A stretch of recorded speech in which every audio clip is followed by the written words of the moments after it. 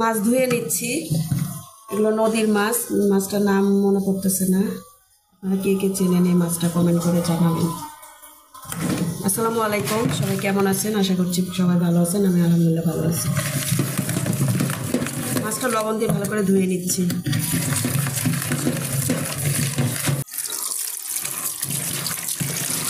মাছগুলো ডাটা দিয়ে রান্না করব। কালকে ডাটা নিয়ে আসছে, খুব নরম নরম ডাটাগুলো।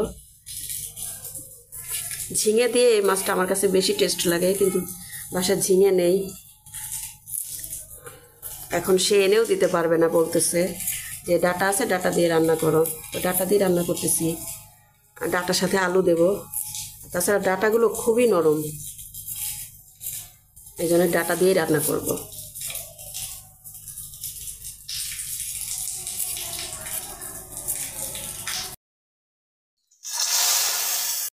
এই যে ডালটা বাগার দিয়ে দিলাম। আম ডাল রান্না করতেছি। আমটা কই গেল? মানে আম যে দিব, যে আম ঘরে ছিল, এখন কেটে দেখি যে আমটা একটু রং এসে গেছে আর মিষ্টি হয়ে গেছে। মানে ওকে খুঁজে, এই যে আম, কিন্তু বেশি দেয়নি, কারণ মিষ্টি মিষ্টি তো, এই জন্য এই ইয়াটা দিছি শুধু। তারপরে একটু টেস্ট হবে। এই যে তরকারি কষানোর জন্য মশলাটা কষিয়ে নিলাম।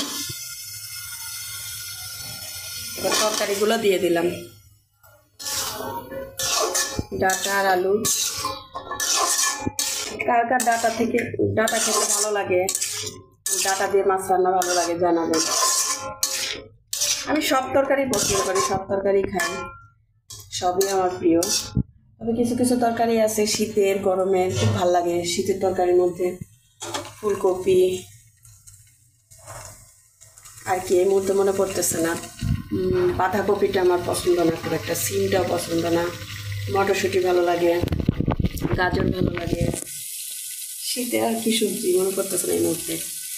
আর গরমের মধ্যে ঝিঙে সবচেয়ে প্রিয়, পটল ভালো লাগে, ডাঁটাটা তো আছে, কচুলতি আমার সবসময় প্রিয়, কচুমুখী, এগুলো সবসময় ভালো লাগে।